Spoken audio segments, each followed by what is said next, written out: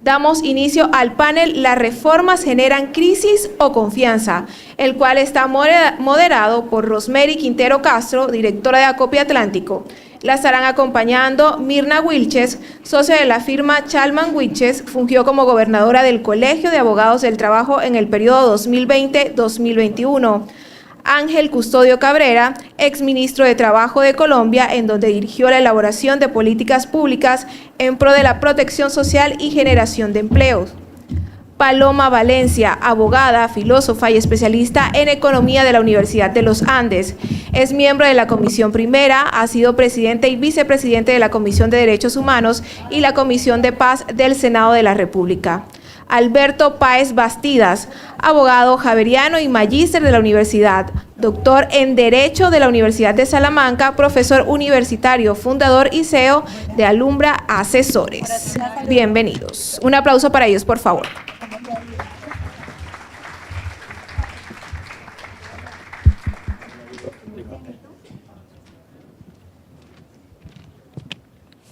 Buenas tardes, gracias a los panelistas por acompañarnos en dos temas importantes.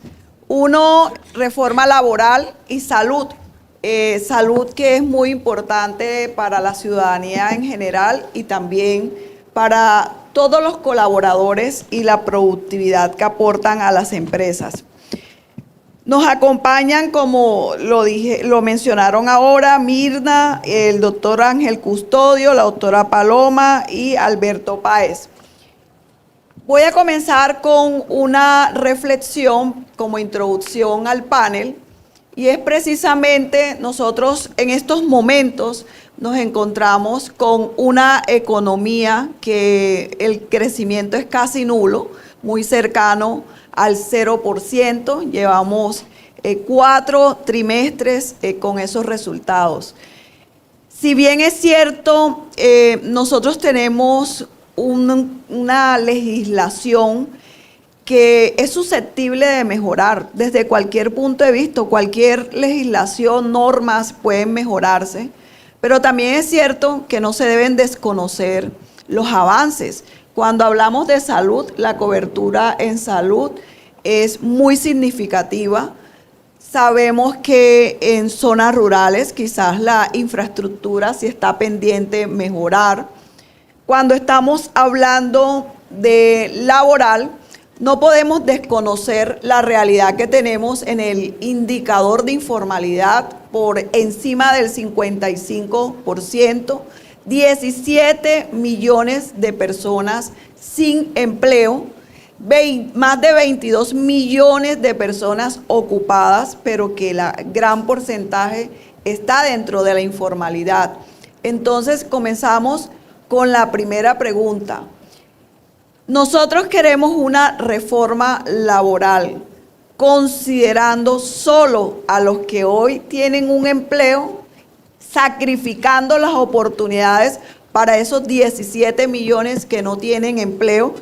Y esa pregunta va dirigida precisamente a Mirna. ¿Tú qué consideras en ese sentido, Mirna? Sí, muchas gracias a Acopia Atlántico por esta invitación y por darme el honor de estar acompañada de tan distinguidos colegas. Y bueno, esta pregunta o esta reflexión que tú muy bien estás planteando en este escenario ha sido como la reflexión desde que se propuso la reforma laboral al inicio del gobierno del presidente Gustavo Petro.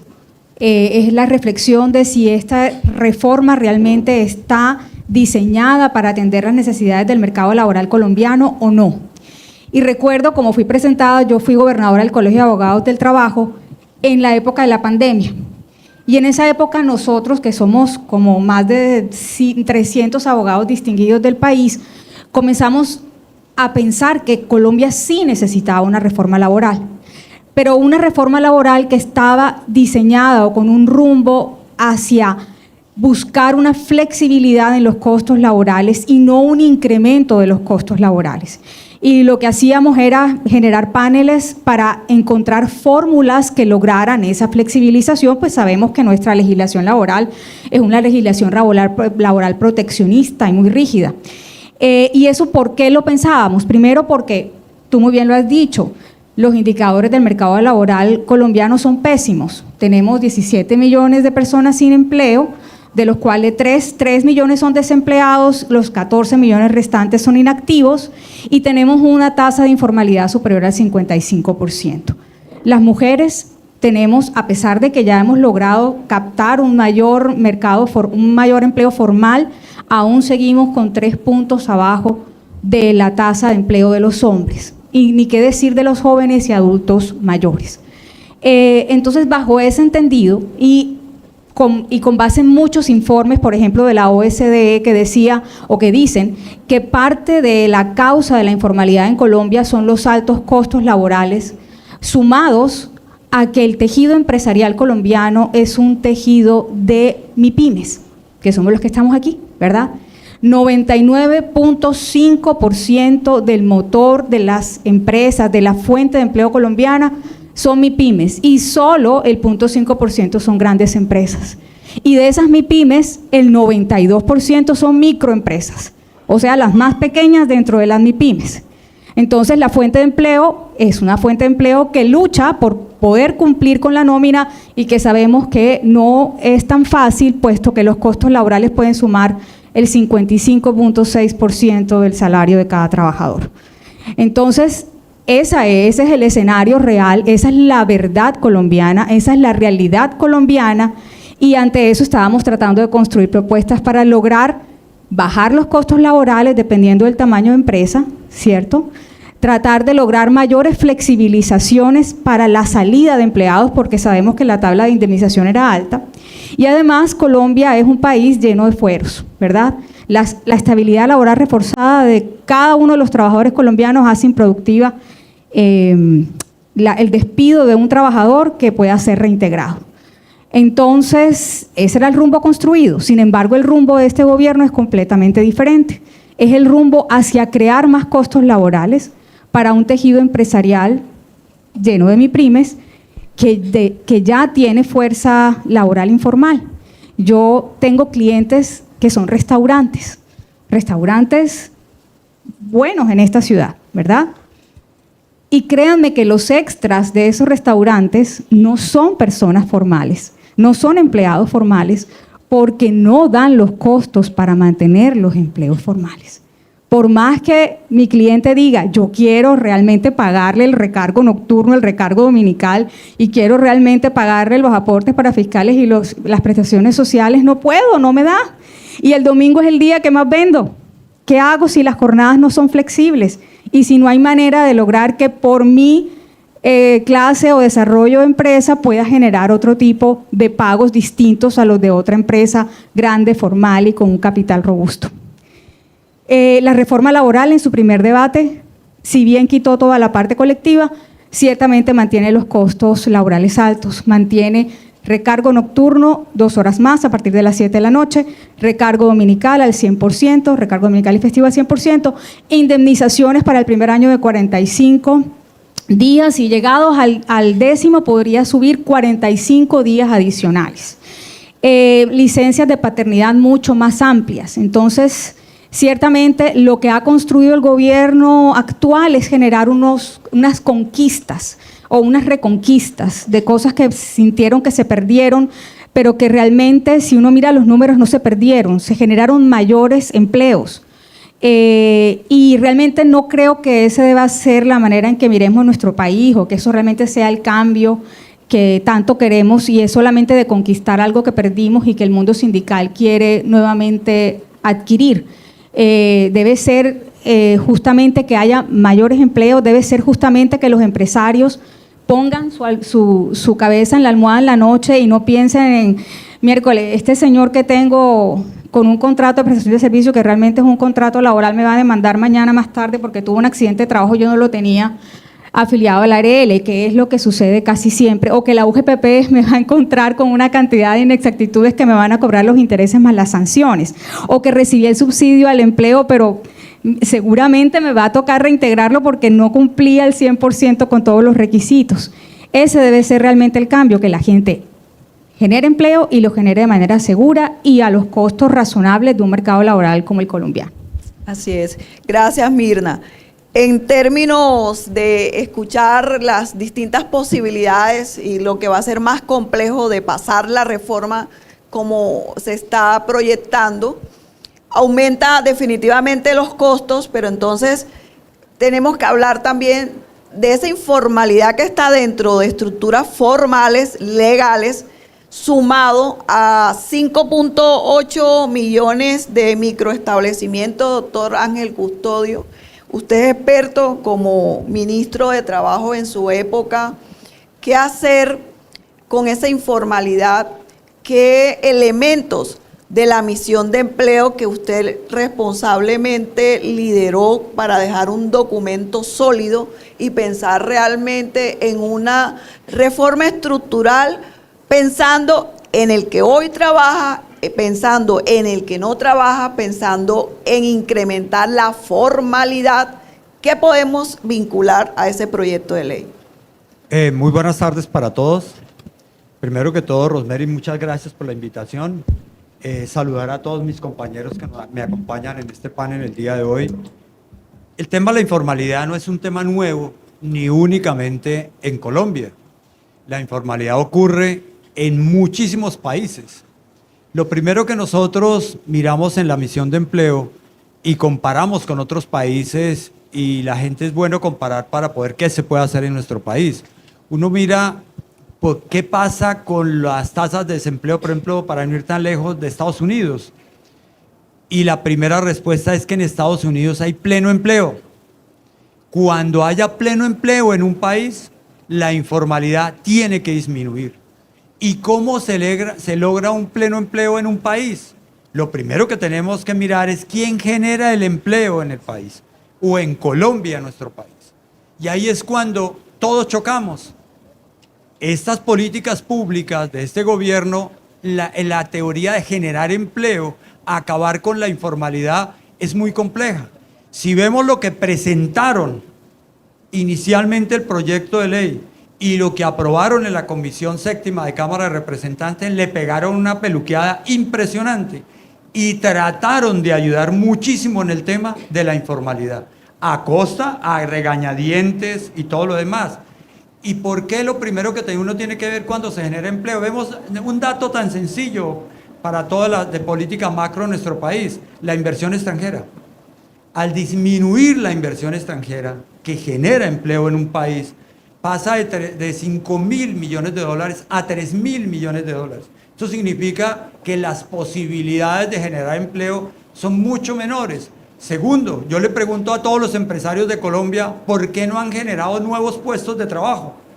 El temor, los mensajes que se le mandan todos los días, si yo genero más propuestas, me van a hacer una nueva reforma tributaria, los mecanismos para hacerlo no existen. Entonces, esos dos temas hay que colocarlos. Ahora, desde el punto de vista práctico, en el pasado, ¿qué se hizo para generar empleo con incentivos muy fuertes? La ley 1607 del año 2012, ¿qué hizo? Disminuyó los costos en salud.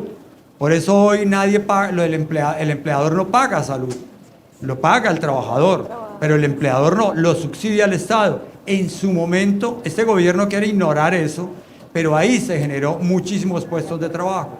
Miremos lo que nosotros como Ministerio de Trabajo en su momento, ¿qué hicimos? Ustedes se imaginan en el momento crítico de la pandemia, porque a muchos se les olvida, ¿qué pasó con el empleo en nuestro país? La tasa de desempleo que nos tocó a nosotros manejar era casi el 21%. Y uno dice, Dios mío, ¿qué hace? Se sienta uno, ¿qué hacer? Inmediatamente uno sale a proteger al generador de empleo. En esta reforma, esa propuesta es como por allá traída los cabellos, todo lo demás. No existe esa posibilidad. Es al contrario, ¿cómo le podemos, como lo decía la doctora Wilches, cómo le podemos colocar más costos y demás? ¿Qué hicimos nosotros? El subsidio a la nómina, por ejemplo. Que hoy nadie me puede decir en este país que no funcionó.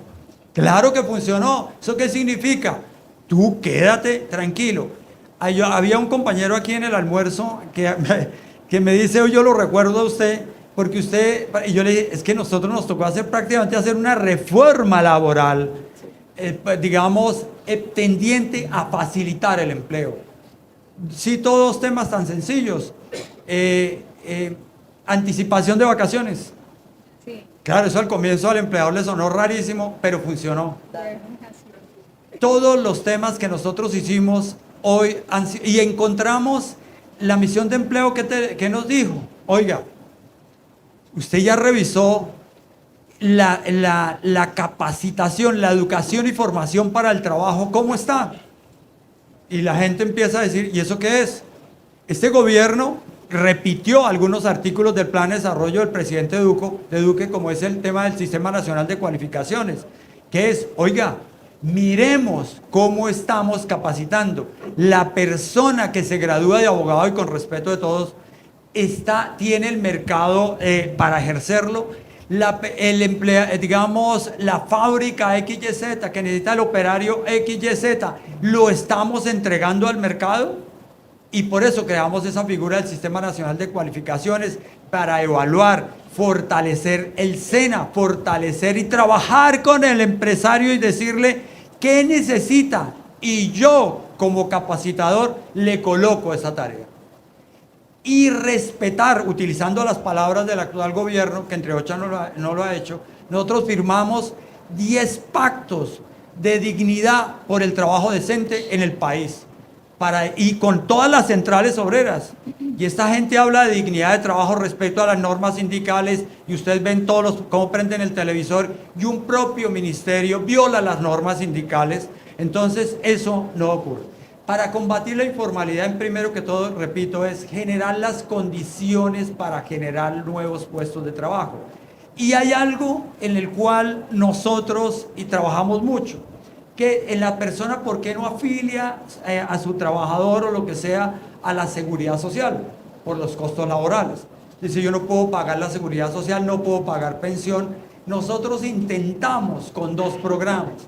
Creamos el piso de protección social, que entre otras nos lo demandaron y demás, y curiosamente la Corte nos dio la razón, pero nos dijo que el Congreso de la República lo avale. Piso de protección social, ¿qué era? El Estado le paga a usted su seguridad social, y usted por favor responda por las prestaciones sociales de su trabajador. Esa era la idea macro, y por eso creo otro programa que ya venía, que se llama Beneficios Económicos Periódicos. Porque la seguridad social, ¿en qué se compone? Uno, la salud. El Estado siempre ha protegido la salud de los trabajadores. En la nueva ley, y el Congreso lo hizo, no fue el gobierno, colocaron un artículo donde dice, oiga, la población vulnerable que esté afiliada al sistema de seguridad social puede seguir allá, pero cotice en pensión. Lo otro, la nueva modalidad. Yo recuerdo cuando llegó al Ministerio de Trabajo había un escándalo terrible. ¿Cuál era? A la doctora Alicia Arango les ocurrió un día decir, se puede cotizar por horas, casi la matan por esa frase, cotizar por horas. Nosotros y este nuevo gobierno, las mismas centrales obreras que criticaban a la doctora Alicia Arango o al gobierno del presidente Duque, hoy son los que firmaron allá la reforma laboral y todo, diciendo ahora sí podemos hablar de trabajo por horas. No es trabajo por horas, se llama tiempo parcial, siempre ha existido. Pero hay un problema legal, y por eso esta reforma laboral va a tener ese problema, que es, una cosa es la cotización para pensión, en la cual se puede subsidiar, se puede trabajar, y la salud siempre en todos los artículos, inclusive en la reforma pensional, ¿qué quedó? Que dice, en general, usted la salud tiene que cotizar mensualmente sobre un salario mínimo, y ahí empiezan los problemas. Entonces, por eso hay que llegar, y ese es un tema constitucional, no puede pasarlo en una ley, hay que llevarlo a la comisión primera, doctora Paloma, ese temita de la cotización en salud. El gobierno debe subsidiarlo, y de esa manera, como lo hace a través del CISBEN y demás, y el tema pensional puede avanzar. Entonces, para combatir la informalidad es ayudar a que el empresario, el pequeño empresario, curiosamente, este gobierno no habla de MIPYMES ni nada, sino habla de pequeños negocios, Economía de micronegocios, popular. donde aquí ACOPI, yo creo, la doctora Rosemary ha trabajado mucho, y uno mira en los 72 artículos nuevos, se nota una gran preocupación por los pequeños negocios. Lo que no me gusta es que no precisan le dice vamos a crear mesas de trabajo, vamos a trabajar, vamos a protegerlo, pero no le dice cómo le va a ayudar. ¿Cómo le va a ayudar eso? Oiga, la salud vale tanto, la pensión tanto. Eso se hizo, repito, en el año 2007, eso está escrito. Entonces, de modo que miremos por ese lado. Y la informalidad es un tema cultural. Y con la reforma pensional les mandan un mensaje a todo el mundo. Yo creo que todos tenemos que cotizar para nuestra vejez. Y por eso la campaña, porque la gente, oye al joven, tú le preguntas, oye, el tema pensional, eso no es conmigo, eso es para los viejitos. Resulta que cuando le llega a los 20, 30 años, y ahí es el tema donde todos tenemos que cotizar. Por eso la informalidad arranca cotizando en pensión. Y el tema de salud se puede subsidiar como se ha venido manejando y lo hicimos en su momento y eso funciona por un tiempo. Y para terminar, cuando nuestro gobierno, nosotros creamos alrededor de 40 incentivos tributarios para generar empleo. ¿Esto qué significa? Por ejemplo, el más fuerte. Nosotros dimos un subsidio a la financiación de la vivienda para efecto que la industria de la construcción generaba muchísimo empleo. Lo volaron.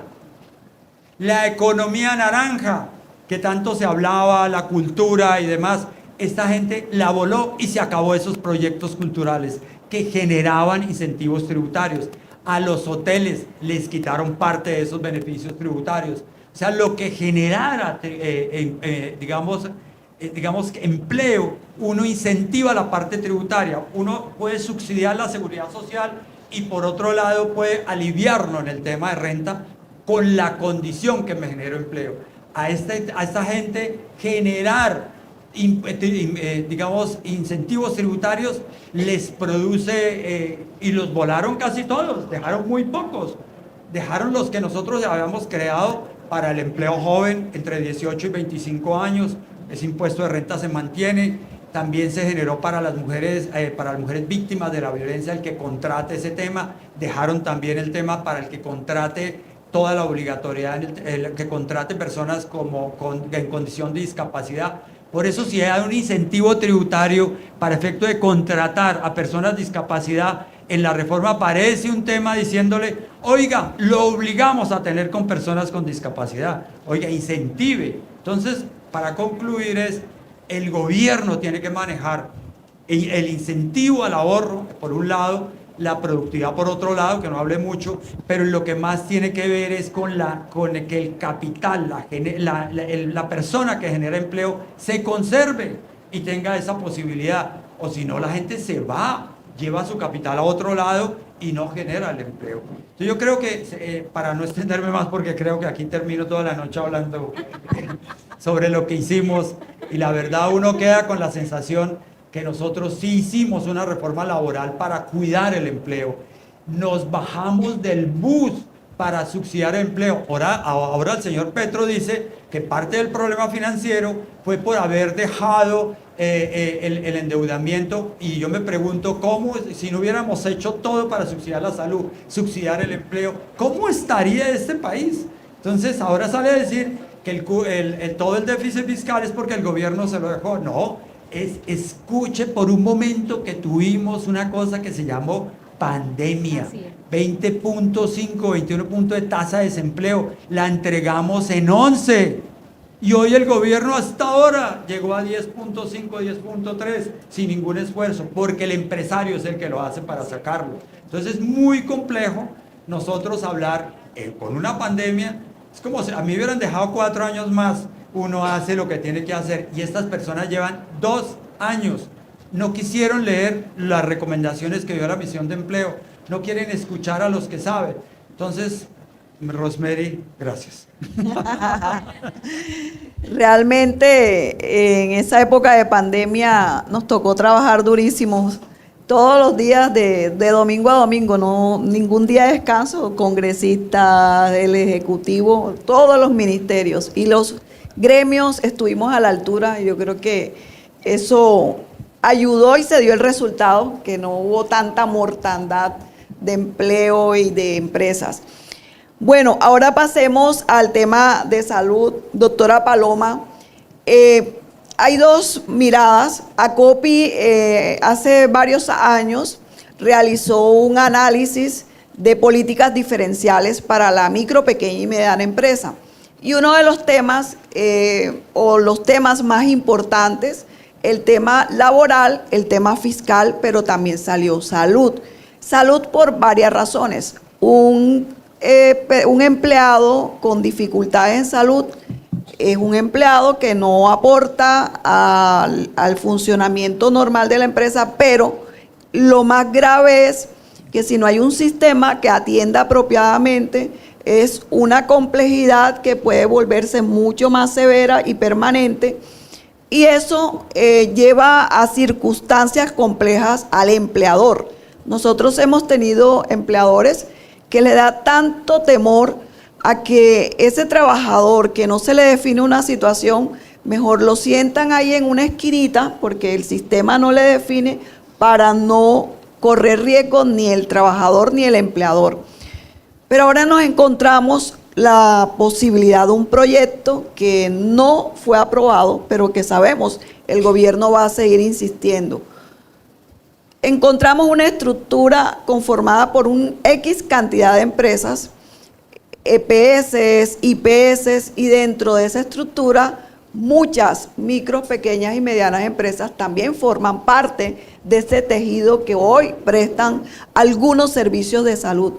¿Cómo hacer para que en esa posible reforma podamos lograr la continuidad de la calidad de la prestación del servicio en todo el territorio, aprovechando que hoy tenemos una mayor cobertura y una mayor institucionalidad en salud? Muchísimas gracias, querida Rosemary. Un saludo para todos. Gracias a COPI por esta invitación que me honra muchísimo, y un saludo a los distinguidos panelistas que nos acompañan. Yo diría que, miren, ahora tenemos un problema que los colombianos antes no teníamos, y es qué va a pasar con la salud de los empleados para los empresarios, o qué va a pasar con la salud de los colombianos en general. Colombia tenía una cifra que me parece que a veces no terminamos de entender, que es el gasto de bolsillo de Rosemary más bajo de todos los países de la OCDE. ¿Qué es el gasto de bolsillo? Es la señal de qué tan completo es un sistema. El gasto de bolsillo es lo que el ciudadano tiene que sacar de su bolsillo para poder atender su salud. Cuando usted el servicio pues se le demora infinitamente y usted realmente se va a morir si no se atiende, pues usted sale y paga. O le recetan un medicamento y se le demora y no le llega y usted tiene en riesgo su salud, pues usted sale y paga. Entonces fíjese que el gasto de bolsillo lo que está midiendo es la efectividad del sistema. Cuando usted dice que teníamos el gasto de bolsillo más bajo, no es que sea simplemente un indicador de que gastamos poquito en salud, quiere decir que el sistema sí funcionaba, porque si no funcionara, pues usted habría sacado la plata para atenderse inmediatamente. De hecho, cuando ustedes revisan la atención de los colombianos, a nosotros nos van citas más rápido que en Canadá. Nos atienden y nos programan cirugías más rápido que en el Reino Unido. Nosotros tenemos especialistas, con todo y lo demorado que aquí tenemos de un mes o un mes y medio, muchísimo más rápido que los sistemas que inspiran la reforma del gobierno Gustavo Petro. Pero yo diría, lo grave de las reformas del presidente Petro es que no tienen capacidad técnica. Así como en la laboral desoye todo lo que los técnicos y los estudiosos de la generación de empleo dicen, o desoye todo lo que los técnicos y los expertos dicen en materia pensional, en salud es exactamente lo mismo. Es un presidente caprichoso, tiene unas ocurrencias y decide que esas ocurrencias hay que volverlas política pública. Y entonces se le ocurrió que él tiene un sistema maravilloso y uno dice, bueno, ¿cuál es el sistema? Dice, preventivo. ¿Y qué quieres decir con preventivo? No, vamos a tener unos médicos caminando, buscando los pacientes, a ver qué les encuentran y los vamos a atender antes. Y como los vamos a curar antes, va a bajar el costo del sistema. Y uno dice, pero, a ver, ¿y qué estudio tenés sobre ese tema? No, ninguno. ¿Y eso cómo que funcionó? No, ninguno. Y entonces se lo pusieron a los maestros, ya adivinen qué pasó. No funcionó, evidentemente. No tocaba ser un genio para saber que el sistema que proponía el gobierno no funciona, porque eso no es un sistema, eso es una ocurrencia. ¿Qué le está pasando al sistema de salud colombiano? Ese sí está entrando en cuidados intensivos. ¿Por qué?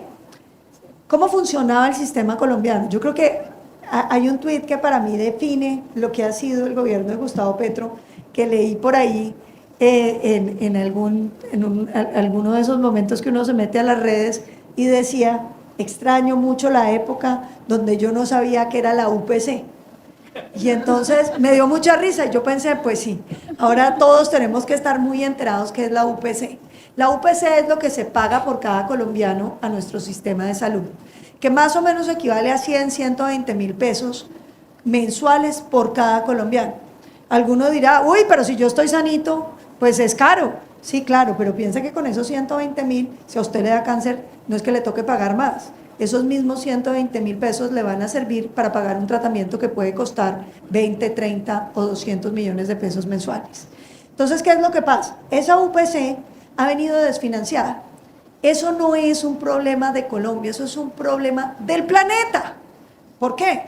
Porque los colombianos, como todos los ciudadanos del planeta, siempre queremos más salud. Usted quiere menos salud, se levanta por la mañana y dice: hoy me siento con ganas de que no haya servicio de salud. No, todo el mundo quiere más. Y a medida en que se ha ido prolongando la expectativa de vida, los costos de la salud han ido aumentando. Pero no solamente eso, las tecnologías todo el tiempo están avanzando y las nuevas tecnologías pues valen más.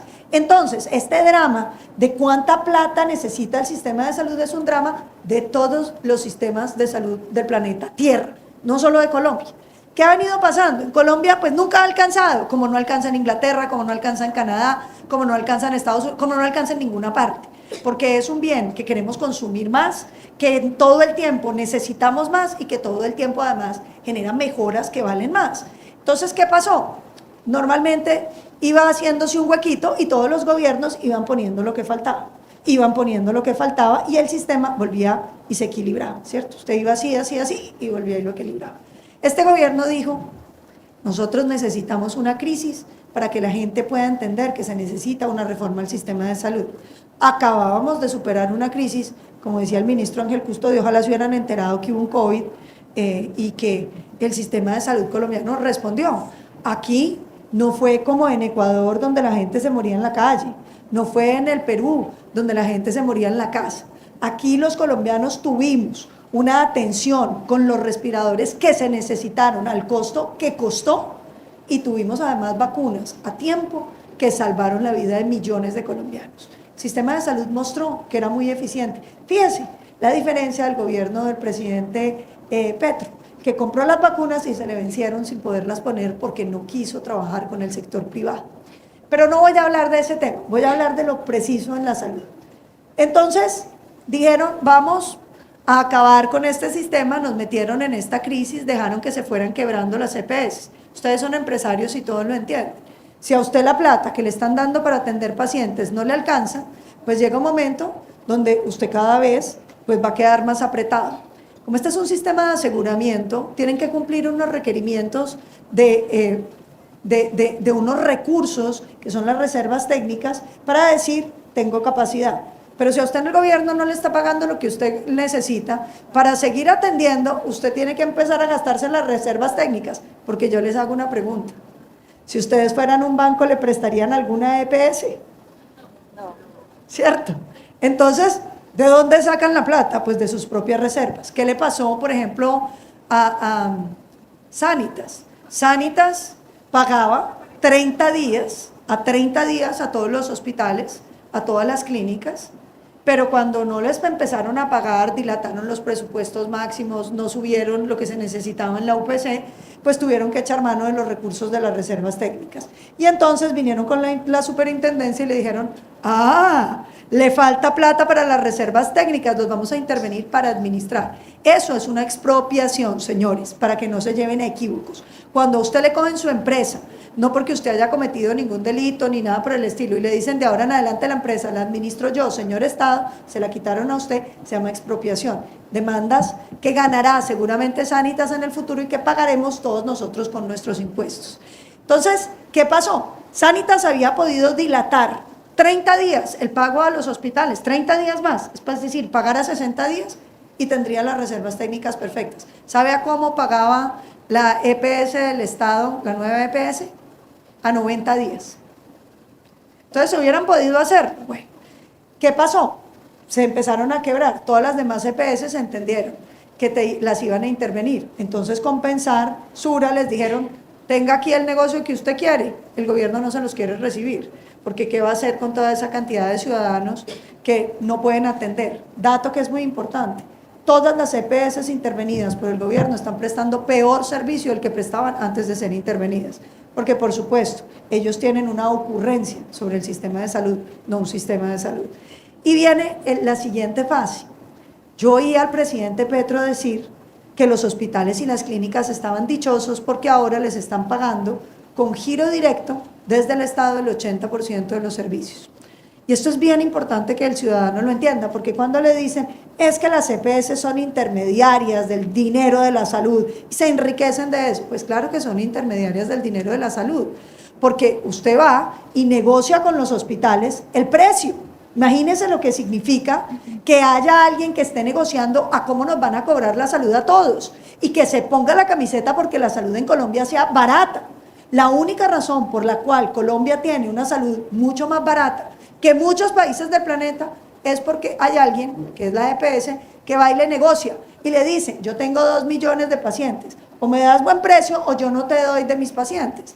Entonces los hospitales tienen que dar unos precios muy razonables. Esa es la razón por la que tenemos tanto turismo de salud del mundo, porque los servicios de salud colombianos son baratos.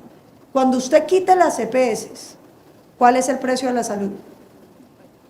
Nadie va a saber. Y entonces van a decir con una fórmula mágica, en un decreto, un manual tarifario. Los precios van a ser más parecidos a los de Colombia o a los de Estados Unidos, a los de México, a los de Perú, porque no va a haber referencia. Cuando usted no tiene mercado para poner el precio se pone artificialmente donde usted quiera. Por eso en Estados Unidos los precios son absurdos de la salud. Usted le da cualquier cosa y vale miles de dólares, ya me le llegan facturas como 3 años. Y entonces, fíjense esa edad, pero viene después. Entonces dijeron, es que ¿por qué las EPS van a intermediar la plata? Pues claro, porque si yo administro el servicio y yo le pago, usted me va a dar precio según si yo soy buena paga o soy mala paga, si yo soy cumplido según el tamaño que yo tenga. Eso es lo que yo tengo para negociar cuando negocio los precios de la salud, sino que entonces van a girar directamente. ¿Sabe qué pasó? Que el gobierno giró 80%. ¿Saben por qué giró 80%? Porque el sistema de salud mueve 400 millones de facturas al año. Dígame qué entidad del Estado puede revisar 400 millones de facturas al año. ¿Cuál? Ninguna. Y como no tienen quien revise las facturas, dijeron, bueno, no, mientras nos inventamos quién mire las facturas, a ver si nos están cobrando más, nos están cobrando menos, porque ojo, lo que puede pasar es que todo el sistema se vuelva como el SOAT, donde usted llega con un accidente de tránsito y una raspadurita aquí y le hacen un escáner de cabeza, una radiografía de rodilla, hasta que completen los cuántos son hoy en día, 50 millones que le cubre. Y entonces le facturan 50 millones a cualquier persona y a los 4 o 5 meses de que empieza el año, las arcas del sistema del SOAT están vacías, porque no hay quien audite las facturas, que también lo hacen las EPS malévolas y perversas que teníamos en el país. Entonces, el gobierno dijo, no, eso es muy fácil, yo voy a pagar el 80% y después, cuando me invente cómo auditar, pago el 20%. Yo les pregunto, si ustedes fueran una EPS y les pagan, o una clínica y les pagan el 20% de los servicios, ¿cuánto tiempo aguantan? El 80%. Y les quedan debiendo el 20%. Llevamos 6 meses y no hay noticia del otro 20%. 20 acumulado, 1 mes, 2 meses, 3 meses, 4 meses. Entonces los hospitales y las clínicas hoy están diciendo, señores, si no hay solución sobre el otro 20%, yo no voy a poder prestar servicios. Y si no voy a poder prestar servicios, voy a empezar a cerrar servicios. ¿Cuáles son los primeros servicios que van a cerrar en el país? Pediatría y obstetricia, que son los servicios que más cuestan. De manera que nos vamos a quedar sin atención para los niños y para las madres gestantes. Para que sepan que eso es lo que viene. Dijo el presidente Petro que eso había funcionado muy bien. Yo no sé si es que él no lee los comunicados que sacan los sectores de la salud. ¿En qué los va a impactar a ustedes eso? En que si a ustedes se les enferman los trabajadores, ese va a ser un cargo que se les va a traspasar directamente a ustedes. Así ustedes piensen que no tienen nada que ver. ¿Por qué? Porque usted tiene un empleado que lleva 10 años con usted, que de pronto viene con un cáncer y usted no le va a decir suerte, a usted le va a tocar echarle mano a la plata que no tiene para poder sobrellevar. Y les tengo una noticia que es todavía peor. Hablando con las EPS que pasarían a ser aseguradores privados para prestarle a las empresas ese seguro, lo que dicen es, sí, nosotros les vamos a prestar ese servicio, pero para eventos catastróficos, un cáncer, una enfermedad, pero para enfermedades como la diabetes o como la alta tensión, que puede costarle a un colombiano 500, 400, 1 millón de pesos mensuales, no va a haber quien le asegure esas enfermedades. Y ese va a ser un problema que se puede trasladar finalmente a toda la fuerza laboral colombiana. Y mire lo siguiente con lo que quiero terminar. Nosotros estamos viendo cómo destruyen un sistema de salud, con una tendencia además del gobierno que es todo lo que no me aprueba el Congreso, yo lo saco por decreto. Y que lo demanden, a ver si lo logran tumbar, pues lo vamos a demandar y lo vamos a tumbar, como está haciendo con la reforma laboral. Todo lo que el gobierno le rechazó, lo está metiendo por decreto. Y en la salud están haciendo exactamente lo mismo. Utilizan la superintendencia para doblegar las EPS, las ponen de rodillas, todas dicen que se van a salir y nos van a estatizar un sistema. Y uno se pone a pensar, ¿para dónde va a ir la salud de los colombianos? Porque es que nos hablan de la corrupción de las EPS, que la hay, pero no nos hablan de la corrupción del Estado colombiano, de las administraciones públicas locales. Cuando uno va a los hospitales públicos, se los encuentra quebrados y dice el presidente de una manera muy simple, es que las EPS no les pagan. Y yo les voy a contar cuál es la realidad de esos hospitales, que están llenos de burocracia los políticos locales. Un municipio, que no les voy a contar cuál es, llegué y había un hospital bellísimo, y les dije, ¿y este hospital tan lindo? Bueno, me contaron la historia de que habían tenido un ministro de salud que les había regalado ese hospital porque él era de ese pueblo. Les dije, ¿qué tal el servicio? Y me contestan, ay, Paloma, hay 250 empleados. Les digo yo, pero los atenderán pues como reyes. Me dicen, un médico y 2 enfermeras. Y el resto, los otros 247, ¿quiénes son? Los amigos que le hicieron campaña al alcalde. Esa es la realidad de la salud pública de los colombianos. Ustedes encuentran la plata de la salud que administra el Estado financiando campañas. Lo que más vale en un municipio es entregar la dirección de los hospitales, porque de ahí financian las campañas políticas y tienen lo que llaman los inversionistas de campaña, que saquean los hospitales de este país.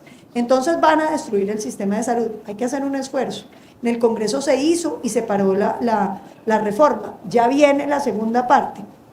Parte de lo que yo les quiero pedir es que no nos dejen solos en esta pelea, porque esa reforma se logró hundir porque los congresistas sintieron que los colombianos estaban muy en contra de destruir el sistema. Y si ustedes como ciudadanos, como empresarios, no se hacen sentir, para nosotros, que somos una minoría chiquitica en el Congreso, va a ser imposible pagarlo.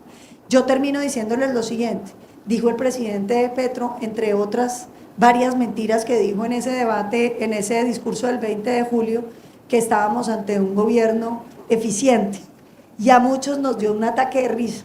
Yo me quedé pensando que eso no era para reírse. Porque cuando un gobierno no solamente es sordo, sino que es ciego para entender el daño que le está causando a este país, no nos debiera causar risa, sino llanto. Muchísimas gracias.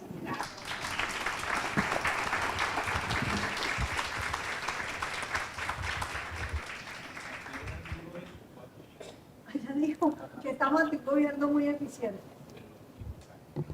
Dijo que él había logrado igualar las ventas de carbón a los ingresos de turismo.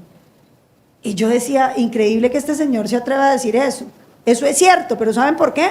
Porque se cayeron las ventas de carbón del país. Claro. Dijo que el sistema de salud está boyante y que las clínicas y hospitales estaban floreciendo, cuando uno ve los comunicados que dicen que se están quebrando.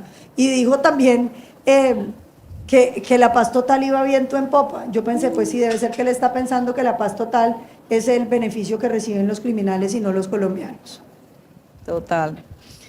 Bueno, muchas preocupaciones, pero hay que seguir perseverando, insistiendo y que estos 2 años pasen. Yo pido un favor, el público, ¿cuántos abogados tenemos acá presentes? Ok. Resulta que nosotros con tanto cambio que estamos teniendo continuamente, el riesgo de sanciones, ahora las empresas contratan más abogados que antes. No lo contratan fijo porque no existe la capacidad para tenerlo allí, pero sí utilizamos más servicios jurídicos. Desde ese punto de vista, Alberto, ¿qué recomendaciones? Tenemos muchos riesgos, pero también desafíos. ¿Cómo debemos prepararnos para muy seguramente esa reforma laboral y no incurrir en altos riesgos cuando Colombia tiene uno de los sistemas sancionatorios más grandes que puede acabar o arrastrar muchísimas empresas? Bueno, nuevamente un saludo para todos, al doctor Ángel Custodio, a Paloma, a la doctora Mirna y a usted. Primero que todo decir lo más preocupante. Si nos quedamos con las partes negativas, yo como empresario y creo que todos los que estamos acá, uno de los capitales principales que tenemos como empresarios es tratar de ver el lado bueno de las cosas. Sé que estamos en un momento donde eso es lo más difícil, pero si no tenemos esa posibilidad, pues claramente el empresariado va a resignarse y si se resigna el empresariado, se cae por completo el Estado. Entonces, uno de los principales propósitos que tenemos nosotros los empresarios, los asesores de empresarios, es tratar de encontrar la posibilidad de que dentro de todo este gaseoso gobierno que hay en estos momentos, tratar de encontrar de alguna manera u otra espacios donde podamos dar un consejo que nos pueda de alguna manera u otra aprovechar esta situación. Número uno, retomo las palabras de la senadora y de la doctora Paloma. En estos momentos tenemos que ser activistas políticos. De alguna manera u otra somos animales políticos, ya lo decía Sócrates hace mucho tiempo. Nos toca alzar la bandera y no dejar solo a los políticos donde están. Que ellos allá en el recinto hagan la protesta, pero que nosotros aquí apoyemos diciendo las cosas como son. Dejar de quitarle las cosas el nombre que tienen. Hay un desorden, hay improvisación y hay absoluta y total carencia técnica de las normas que se están creando.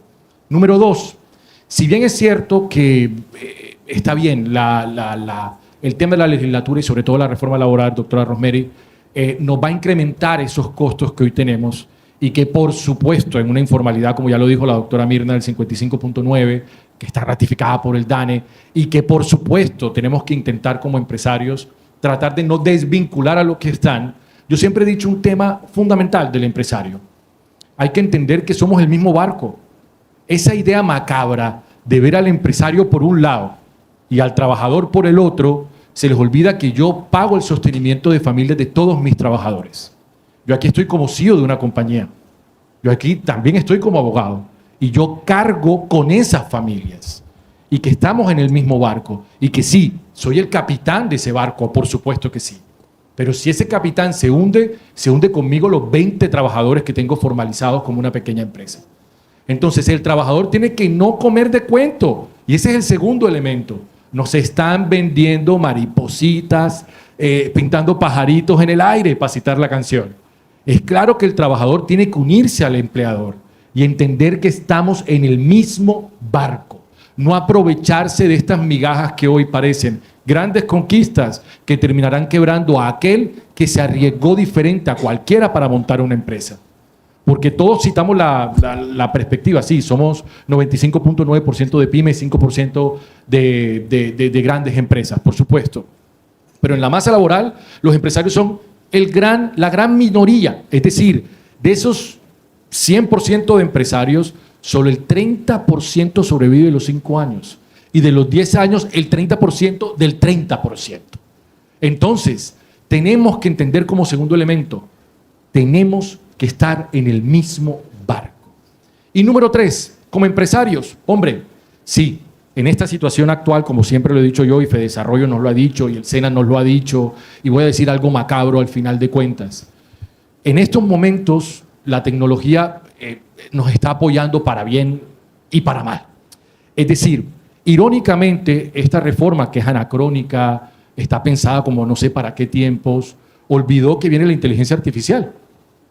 Y olvidó que viene la tecnología.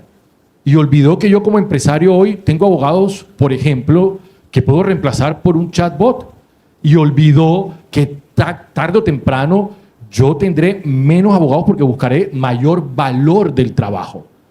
Yo lo que estoy hoy en día es invirtiendo lo poco que tengo en eso, en crear industria de verdad. Estoy invirtiendo en tecnología, estoy invirtiendo en la capacidad de poder transformarme, en que estos trabajadores que tengo hoy no soltar ninguno, pero saber que contratar otro es porque la tecnología no me lo suple. Entonces, sí, esto dije macabro porque a la vez todos fuimos trabajadores o todos fuimos empresarios en algún momento. Pero técnicamente el empresario tiene que sobrevivir. El tejido empresarial es la base de una sociedad, porque ahí estamos todos, en el tejido empresarial. Entonces, de una manera u otra, mi tercer consejo, Rosemary, es capacitémonos en tecnología. Tenemos que ver cuál es la tecnología que nos sirve y tenemos que aprovecharla al máximo. Y cierro con el cuarto, doctor Ángel. No le tengamos miedo a lo que nos quieren meter miedo. Una de las cosas que yo he aprendido como empresario es que no me mató la pandemia, me va a matar un gobierno. Jamás. Yo sobreviví la pandemia. Yo sobreviví la pandemia como empresario. Y como empresario sobreviviré este gobierno. Hay que tener paciencia, calma. Todo pasa. Y cuando pase saldremos bollantes. Entonces, no se desesperen. No miren la actualidad sin ver el futuro próximo. Tengan tranquilidad que esto va a pasar. Serían mis 4 consejos, doctor. Quiere decir que ya estamos pronto a pasar la pandemia 2.0. Bueno, en la comisión, es un gran reto. En la comisión séptima de Cámara de Representantes pasó en primer debate precisamente la reforma laboral, excluyendo en acuerdos 19 artículos del derecho colectivo. Pero ya existen, que la doctora Paloma también lo mencionó, el legislar vía decretos presidenciales, unos borradores que son de temas muy importantes como la negociación por niveles, la intermediación laboral ilegal o tercerización, la votación de la huelga, los tribunales de arbitramiento, los comités de convivencia laboral y la huelga en servicios públicos esenciales. Yo pregunto, ¿cuántas pymes aquí presentes han vivido todos estos temas? Levanten la mano. Nosotros no conocemos de eso. Entonces, no conocemos de eso donde a nosotros nos sometan en circunstancias iguales a las multinacionales, a las grandes industrias, vamos a desaparecer. Entonces, doctora Mirna, ¿qué tan cierto es que todo este bloque del derecho colectivo se puede sacar vía decreto, sí o no?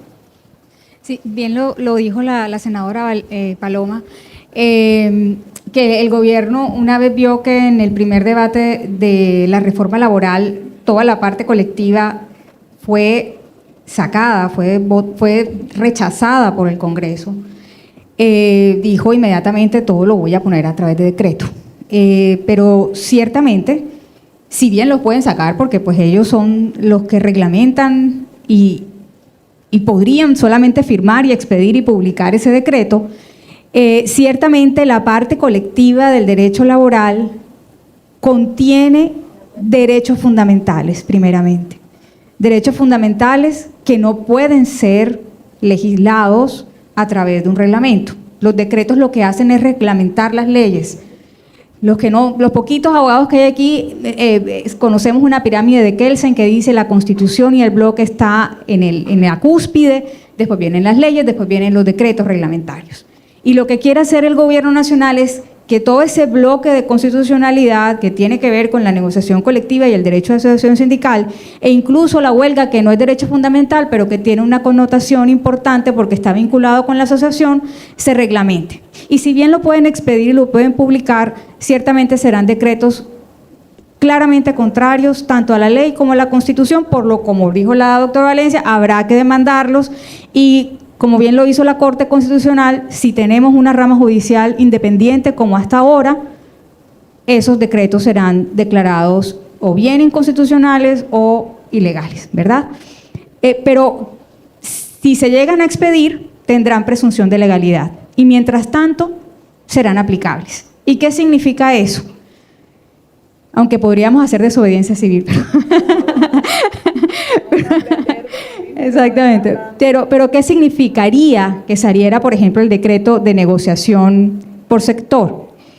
Ese decreto lo que está planteando es que tanto las organizaciones sindicales de primer, segundo nivel, como las organizaciones de empleadores que en Colombia como tal no existen, existen agrupaciones pero no sindicatos de empleadores, se unan en una mesa de negociación, una sola mesa de negociación, a partir de la cual deberá salir una convención colectiva que regulará todos los beneficios extralegales del sector.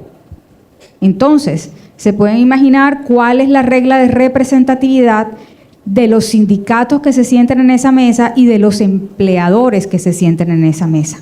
¿Y qué pasará con aquellos microempresarios, pequeños empresarios que no hacen parte de esa representatividad, pero que al final del día esa convención colectiva que resulte de esa mesa les aplicará como una de las normas que están en el Código Sustantivo del Trabajo?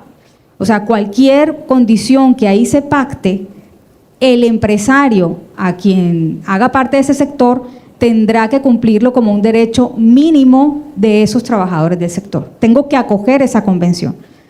¿Eso qué significa? Que además de los costos laborales normales, tendré los beneficios extralegales que, si no puedo cumplir con los costos laborales, explíquenme cuál será mi músculo financiero para cumplir con los que me fijen unos sindicatos y unas empresas que no me representan. Eso sería gravísimo, aunque intenta el gobierno a través de los decretos indicar que es necesario que eso se regule, es decir, que por tamaño de empresa se regule los beneficios que le aplicarán, es algo completamente etéreo, es algo enunciativo, luego no se va a poder aplicar de una forma material y real pronta si esos decretos comienzan a expedirse. Ese es realmente grave, la huelga en servicios públicos esenciales. También es algo completamente complejo. En Colombia la huelga en servicios públicos esenciales se acepta jurisprudencialmente, pero no legalmente. Pero eso lo que significa es que si, por ejemplo, nos vamos al tema del sector salud y somos microempresarios del sector salud y mi sindicato, porque todos tendríamos un sindicato, dado que eso es lo que el gobierno está planteando a través de su reforma y de sus decretos, vota una huelga, entonces como sector salud me paralizo, ¿verdad? Y solamente se garantizan los servicios mínimos. Si me paralizo y soy microempresario, créanme que no puedo subsistir, no voy a poder subsistir. Pero el decreto que para mí es más complejo y no es colectivo, es el decreto de intermediación laboral indebida. Es el decreto de contratistas independientes. Ese decreto establece que solamente podrán ser terceros prestadores de servicios los que realmente tengan una capacidad financiera, técnica, especializada, es decir, una gran empresa, ¿verdad? Porque ¿quién tiene autonomía completa, independencia completa y capacidad financiera completa para prestar los servicios? Si en Colombia la mayoría de los servicios se pactan con un anticipo que es el que me permite luego comprar los recursos o los insumos necesarios para poder cumplir una obra o labor, si estoy hablando de una pequeña empresa, o pongamos un prestador de servicio de obra que va de casa en casa a pintar una casa. Lo que hace es pedir un anticipo, comprar los materiales, pinta la casa y después pide el resto. Es lo que pasa en una economía como la colombiana, pero el decreto dice tiene que tener capacidad financiera suficiente para prestar servicios. Y además dice unos indicadores que son absurdos. Por ejemplo, que el servicio se preste en el lugar de las instalaciones del contratante ya es un indicador de intermediación laboral indebida, por Dios. Es decir, que si yo como abogada voy y presto servicios donde mi cliente, porque mi cliente me quiere ahí de 8 a 12 todos los miércoles, ya yo estoy en un indicador de intermediación laboral indebida. O si mi contratante me coloca como coordinación del servicio unas horas específicas para que yo los cumpla, también es un indicador de intermediación laboral indebida, lo cual no se justifica con la realidad de los negocios y de la forma de prestar servicios en Colombia. Entonces, ciertamente, cada vez se va a hacer mucho más riesgoso prestar servicios independientes en Colombia, porque vamos a estar en el marco de lo que para el ministerio, quien creó estos decretos, estoy en una tercerización que es laboral indebida. Es complejo, sin embargo, no por eso debemos dejar de ser empresa. En realidad, creo que ya este tipo de indicios se habían colocado a través de resoluciones del Ministerio del Trabajo, pero lo cierto es que lo que tenemos es que afinar la forma en lo que hacemos, intentar cumplir en la mejor medida los derechos laborales de nuestros trabajadores y tratar de lograr ubicarnos en lo que la norma legal, que es la que al final del día es la aplicable y la que me obliga, ubicarme en sus supuestos para tener después que defenderme. Recuerden que las sanciones del Ministerio del Trabajo son demandables ante la jurisdicción contenciosa, es decir, no porque el ministerio me coloque una sanción, entonces ya eso lo tengo que pagar. Yo puedo demandar si esa decisión es completamente contraria a la ley. Tengo mecanismos que me toca ir de un abogado, como fue tu pregunta ahorita, que ahora pues nuestros servicios se hacen cada vez más demandables. Hágalo porque generar una sanción es un precedente en su contra. Es un precedente que hace que la próxima vez que la investiguen va con circunstancias agravantes de esa conducta. Entonces, si se expiden esos decretos, lo que tenemos que hacer es demandar los decretos. Y mientras tanto, tratar de seguir con lo que la norma legal actualmente me impone. Si puedo, cumplo los decretos mientras los demando, pero sí tenemos que unirnos con las agremiaciones, que sé que harán un papel muy importante. Si realmente esos decretos son expedidos, que se demanden. Esos decretos, además, no han sido socializados con la ciudadanía. Esos decretos no han sido publicados en la página en la que se tiene que publicar para que la ciudadanía pueda presentar comentarios. Y uno de los grandes principios del derecho laboral es el diálogo social y es el tripartismo, es decir, que se consensen todas las reformas a través de un diálogo entre empleadores, Estado y sindicatos, y eso no se está haciendo aquí. Entonces, ciertamente es un decreto que se están presentando a través de una puerta que los ciudadanos no conocemos, y ese será uno de los eslabones de defensa que tenemos para demandarlos, porque ciertamente no es posible en Colombia expedir unos decretos sin ni siquiera socializarlos como siempre se ha hecho en Colombia. Se socializan, se presentan comentarios y bueno, después resulta lo que sea, pero no como este que nunca fue ni siquiera publicado. El sindicalismo en Colombia. El sindicalismo, pero yo les quiero dar unas cifras que son interesantes, vean. EY, que es una consultora muy importante, hizo los cálculos de lo que significaría la negociación de industria por a cada sector. Les voy a leer esos datos que son 5 segundos. En telecomunicaciones, el aumento del costo laboral por trabajador mensual se aumentaría en 116% en telecomunicaciones. Comercio, 62%. Sector financiero, 128%. Manufactura, 123%. Educación, 149%. Construcción, 63%.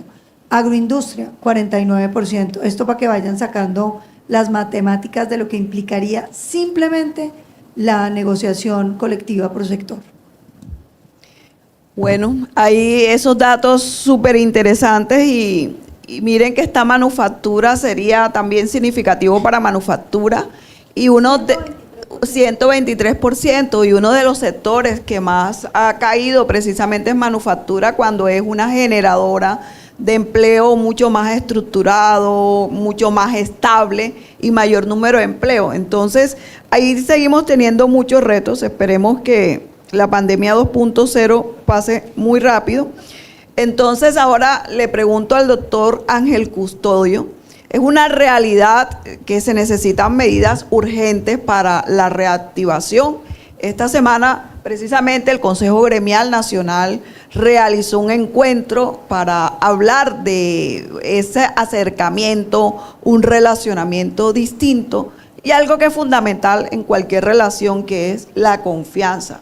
Cómo a través de la confianza y varios instrumentos podemos juntos público, privado, legislativo, toda la comunidad en general aportar a la reactivación.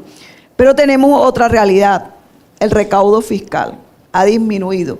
Yo le pregunto, haciendo un supuesto al doctor Ángel Custodio, siendo usted hoy ministro en la pandemia 2.0, ¿qué instrumentos implementaría con la restricción fiscal? Buena pregunta, ¿no? Se la hicieron al ministro de Trabajo, pero esa es una pregunta para el ministro de Hacienda. Pero bueno, no. Hoy, así.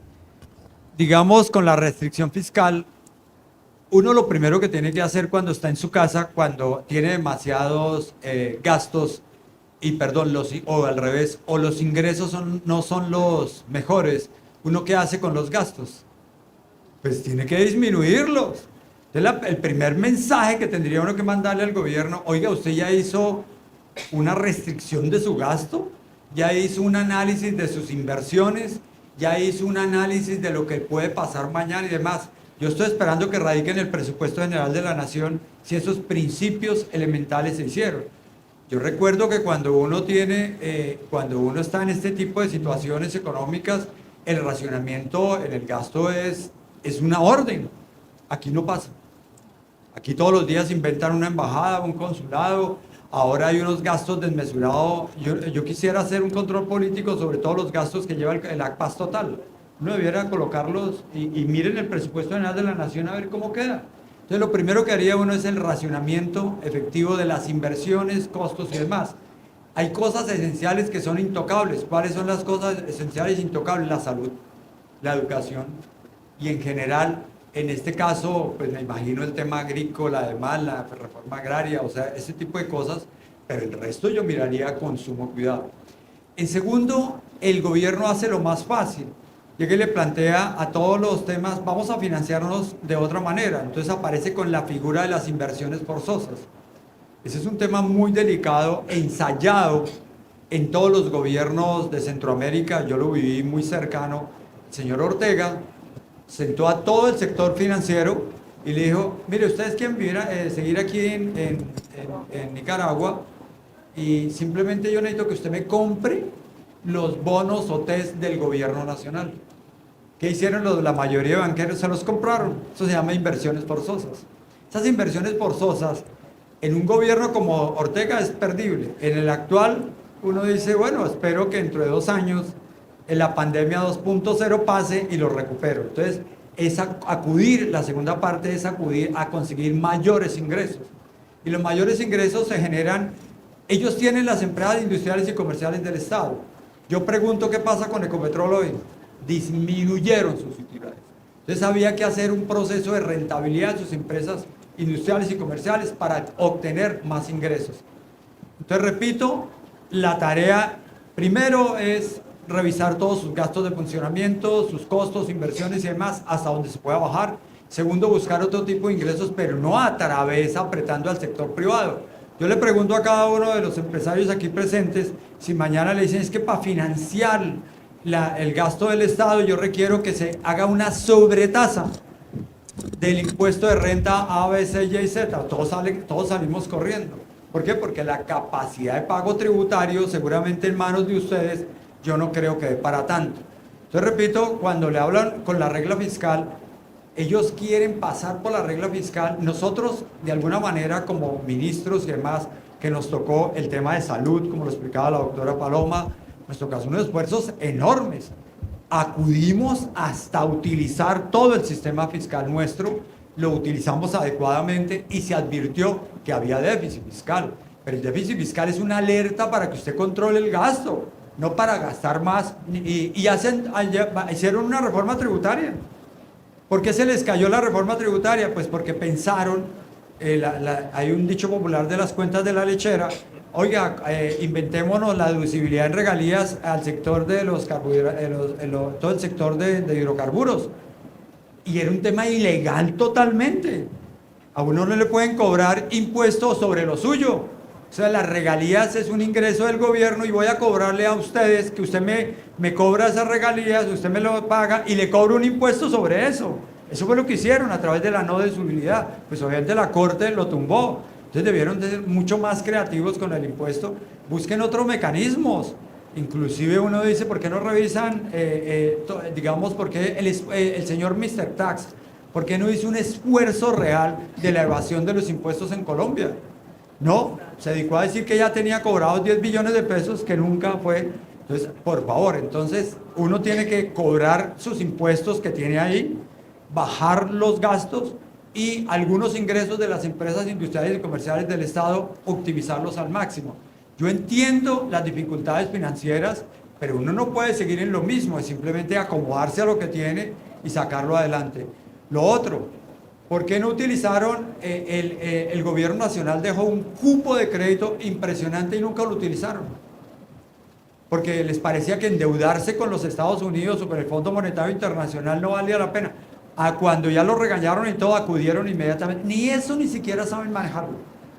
Manejar el tema de los empréstitos internacionales, ni siquiera eso lo han manejado bien. Entonces yo creo que inviten a hacer un trabajo financiero en ese sentido.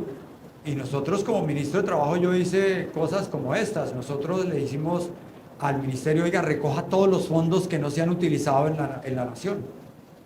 Por ejemplo, el ministerio tenía una cosa que se llama Fondo de Riesgos Laborales, que lo pagan todos los empleadores supuestamente para campañas y demás.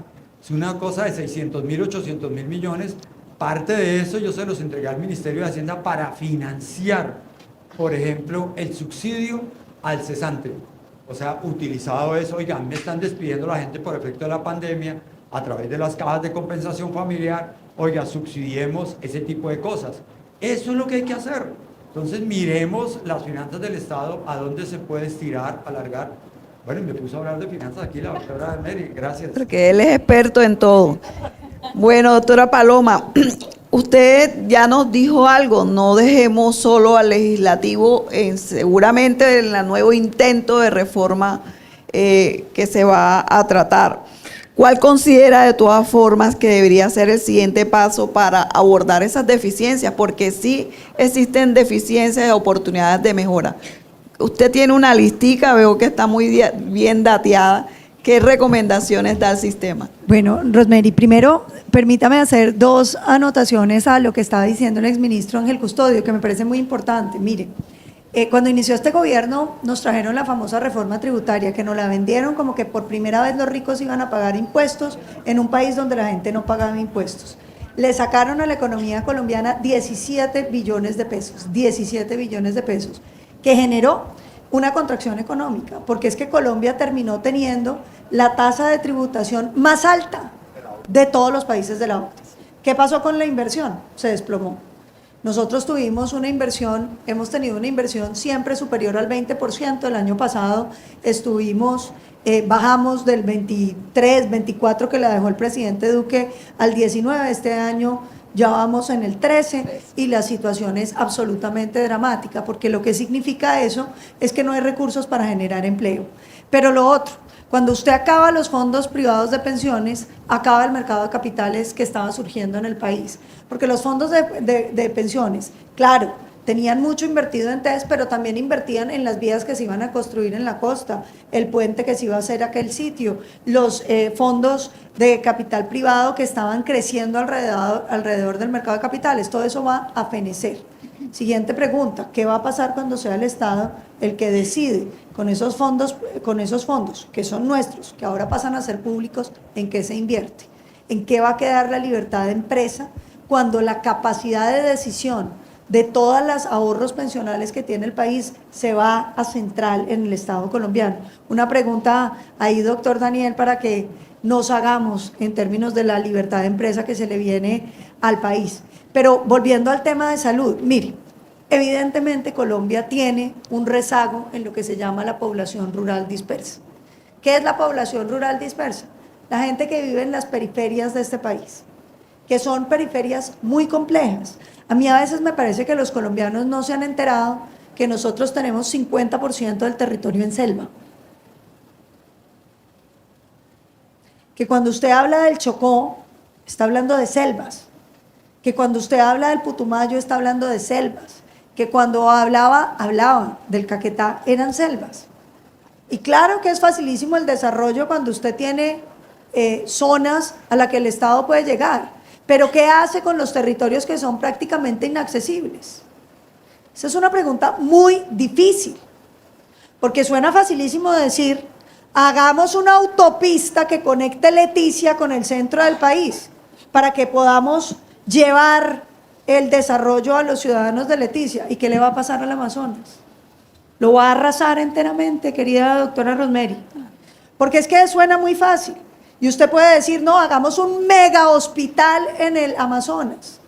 ¿Y cuánta gente le va a llegar al Amazonas entonces? ¿Y qué va a pasar con ecosistemas estratégicos que usted tiene que defender? Entonces, fíjese, son equilibrios y decisiones que no son simples, pero que uno no puede simplemente simplificar todavía más. Yo creo que aquí hay que entender que los ciudadanos de la periferia colombiana tenían mejor salud que educación, tenían mejor salud que seguridad y tenían mejor salud que incluso acceso a servicios públicos. ¿Qué quiero decir con esto? Que claro que el servicio de salud que tenemos en la periferia de Colombia era malo, pero vaya y mire la educación que tienen, vaya y mire la salud que tienen, vaya y mire los servicios públicos que tienen, y ahí sí que estamos rajados. Ese es el gran desafío de los años que vienen para Colombia, y es cómo vamos a solucionar los problemas de la población rural dispersa. Uno de los temas que es central son las decisiones que se van a tomar a la hora de construir la vivienda rural. Porque si la decisión que toma este país es que cada campesino le vamos a hacer una casa allá en la finca que él tiene, a 20 kilómetros de la cabecera, ¿quién le va a llevar agua potable? ¿Cómo va a ir el niño al colegio? ¿Cómo puede ir a hacerse la vacunación de ese niño y el control prenatal de la señora? Nosotros tenemos que tomar decisiones inteligentes, y es que esa vivienda rural la construyamos en núcleos donde podamos tener centros de salud, escuelas, y la provisión de los servicios públicos que le vamos a hacer al campesinado no sea igualmente dispersa. Es más barato regalarle una moto o un pequeño jeep a ese campesino para que vaya todos los días a la finca que hacerle toda la instalación de todos esos servicios allá. Y entonces eso es lo que significa entender el problema que estamos. Segundo tema, nosotros necesitamos la medicina, la telemedicina, que decían no se puede porque ¿quién conecta esas regiones a internet? Hoy con el internet satelital es absolutamente fácil hacer un diagnóstico a tiempo en cualquier región de Colombia, y lo que necesitamos es tener los mecanismos de salida para que esos pacientes lleguen adecuadamente. Y por supuesto hay que hacer unos hospitales en las regiones distantes que no van a ser financiados por los servicios, porque como es poquita población, no va a alcanzar la población que va a atender para sostener un hospital. Entonces, ¿qué hay que hacer? El Estado tiene que subsidiar. ¿Eso significa que todos los hospitales deben ser públicos? No, porque ya sabemos cuál es el destino de los hospitales públicos, burocratizados y robados. Mire, un hospital de uno de mis departamentos llegó a tener 20.000, oiga esa cifra, 20.000 supernumerarios. Por supuesto terminó en una intervención estatal porque el hospital no podía aguantar, y eso que era el cuarto hospital más grande de todo Colombia. Entonces, yo creo que aquí lo que tenemos que pensar es, sí, pero combinemos lo público y lo privado, que le ha salido bien a Colombia. Yo terminaría diciéndoles lo siguiente: lo de tener sistemas mixtos no fue un capricho de unos gobiernos, fue el resultado histórico del fracaso de la concentración pública que tuvimos. Cuando tuvimos solamente salud prestada por el Estado, lo que pasó es que las filas eran inmensas, solamente el 30% de la población era atendida y mal atendida. Entonces se pensó en meter los privados porque ayudaban. ¿Por qué llegamos a tener servicios públicos prestados por privados? No fue por un capricho de una persona, fue porque empezaron a quebrarse, porque todos los que tenían, los nombraban gerentes de una empresa pública, decidían regalar pensiones y firmar convenciones colectivas que después eran impagables, y entonces se dijo, esto necesita que alguien tenga criterio empresarial, que no lo tenían quienes nos administraban. Sacar a los privados de todos los servicios públicos, como lo pretende este gobierno, sí es un capricho, porque no tenemos una crisis con la prestación de los privados. Los fondos de pensiones privados han administrado bien las pensiones de los colombianos. Las EPS privadas han administrado bien la salud de los colombianos. Las empresas de servicios públicos privados han logrado cobertura y han logrado que podamos tener servicios en regiones que no teníamos cuando el Estado estaba encargado. Las concesiones viales a privados han logrado que hagamos vías que el Estado no había sido capaz de hacer. De manera que yo sí los invito a que defendamos ese sector privado como un agente fundamental en el desarrollo económico de Colombia. Y termino diciéndoles lo que aquí ya les dijeron, no hay que perder la perspectiva de que vamos a salir adelante. Porque a veces uno siente que los colombianos empiezan a sentirse desahuciados. Queridos señores y señoras, empieza la cuenta regresiva. En este problema ya estamos de salida y lo que tenemos es que prepararnos para que en 2 años podamos avanzar en la construcción de esa Colombia grande y justa, que se parezca más a la que nos merecemos los colombianos.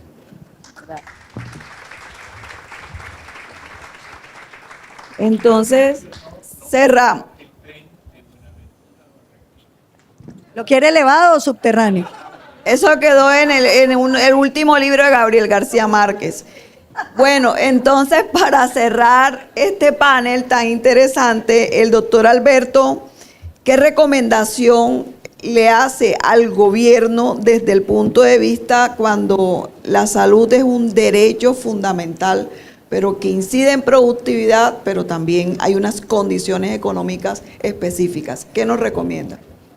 Bueno, primero, ser técnicos. Y para ser técnicos hay que mirar las estadísticas. Hoy en día, por ejemplo, están migrando 900, se nos fueron 941 profesionales de la salud fuera del país a España, por ejemplo, porque lo que está haciendo él con la salud ya no es ni siquiera atractivo para los propios médicos que tienen dentro de su juramento hipocrático tratar de curar y tratar de salvar a los ciudadanos. Ya no les es interesante. Se van a Argentina, se van a España, se van a otros países donde realmente valga la pena ejercer la medicina.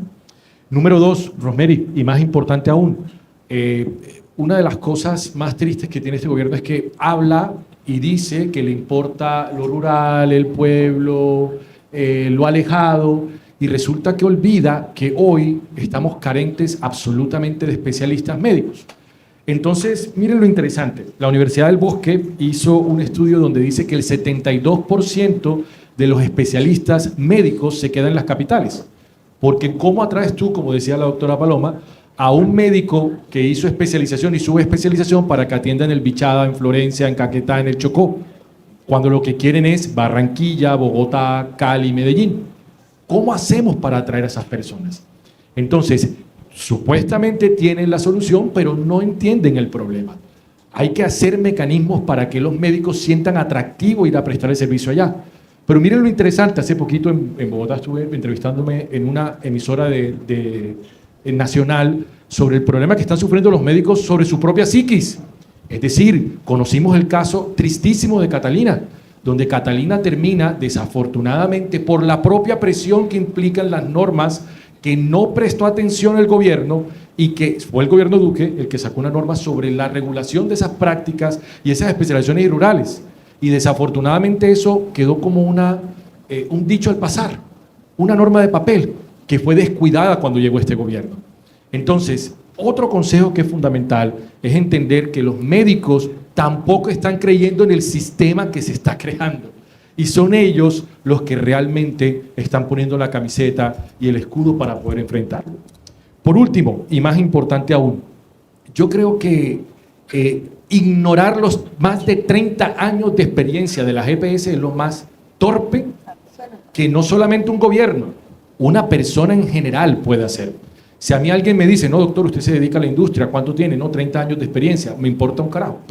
Pero ¿qué tan estúpido tienes que ser para desperdiciar 30 años de experiencia? Es absolutamente ridículo.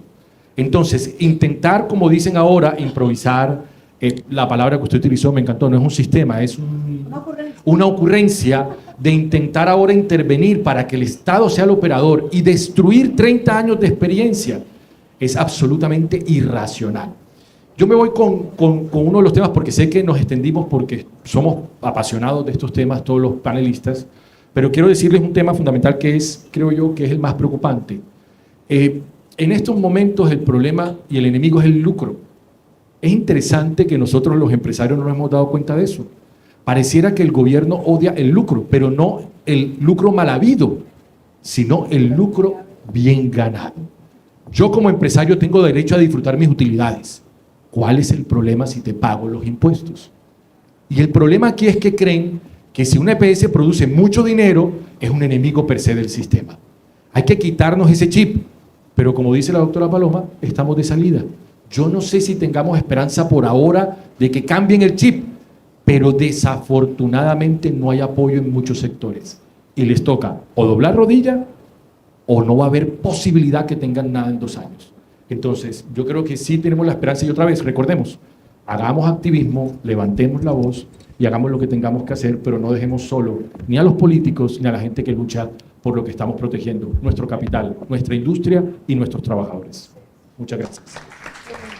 Yo Rosemary, le voy a robar 30 segundos porque lo que ha dicho me mueve mucho. Yo quería que ustedes supieran, Colombia tiene un déficit de especialistas de 17.000 especialistas. Entonces, la pregunta que usted se hace es, ¿por qué no hay especialistas en el Guainía? Pues porque a duras penas alcanzan los especialistas que hay para estar en las grandes ciudades. ¿Sí? La pregunta es cómo formamos más especialistas. Tema que me parece que es muy importante. Si se llevara a cabo la ocurrencia del sistema de salud de poner los médicos y las enfermeras a caminar, no alcanzarían las enfermeras que tiene el país para completar los equipos que el presidente quiere hacer, ni tampoco podrían tener médicos. Apenas les hice las cuentas en un debate de control político, dijeron, bueno, entonces podemos traer gente que no sea médico ni enfermera para que haga las visitas. Eso se llama activismo político financiado con los dineros de la salud. Y termino diciéndoles lo siguiente, este gobierno se gastó este año 9.5 billones adicionales en burocracia. En la DIAN crearon 10.000 cargos adicionales que porque dizque iban a lograr combatir la elusión y la evasión de impuestos. Y la realidad es que la DIAN no dio los resultados que estaban esperando. Estamos 12 billones a 6 meses, por debajo del recaudo esperado. Es decir, que si al final del año las cosas se mantienen como van, vamos a estar 24 billones por debajo. Si con la reforma tributaria pretenden cubrir ese déficit de 24 billones, este país va a quedar quebradísimo porque ya estamos en más de 32% en tasa real efectiva de tributación de las personas jurídicas. Imagínense lo que eso puede significar, es decir, duplicar esos impuestos. Sería una reforma tributaria más grande que la que sacaron al inicio del gobierno, sería expropiatoria. Pero termino diciéndoles lo siguiente, miren la manera como manejan las cosas. Ministerio de la Igualdad. Uno dice, este país sí tiene que hacer un esfuerzo en igualdad. Claro que hay un montón de gente pobre, son más de 16 millones de colombianos los que están por debajo de la cifra de pobreza monetaria. Claro que hay que hacer un esfuerzo. Le destinan 1.4 billones de pesos, un platal, 900.000 en burocracia, apenas 400.000 para invertirle a los más pobres.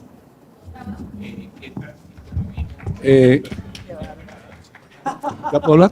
Nos ahorraríamos una plática. Bueno, yo quería hacer una pregunta. Hemos hablado del gobierno. ¿Y qué pasa con los senadores, los representantes de la Cámara que aceptan todo? Ese es el problema grave.